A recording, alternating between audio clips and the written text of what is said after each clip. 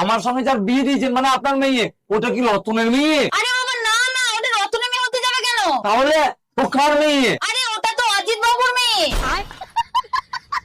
এসব কি বলছেন আপনি? আল্লাহ, ওই জন্যই আপনার মেয়ে আমাকে বলে যে সব পুরুষের মধ্যেই আমি তোমাকে দেখতে পাই। আরে বাবা, এতে ওর কোনো দোষ নেই। হ্যাঁ, ওর দোষ তাই কি করি? সব দোষ তো আপনার। আরে বাবা তাড়াতাড়ি খাও খাও। ডার্লিং, চলে যাবে তাতে ভেতরে চলে এসো। এইটাই বুঝি রতন গেল? আরে না না, এটা রতন দা না তো, এটা তো হিরণ দা। কি বলছেন? আমি বলি কি বাবা, এবার তোমার বাড়ি যা দরকার, আমার মেয়েটা তো বাড়িতে একা আছে। না না, ও বাড়িতে একা নেই।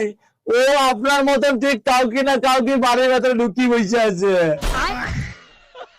বুঝি, ভেতরে চলে আসো।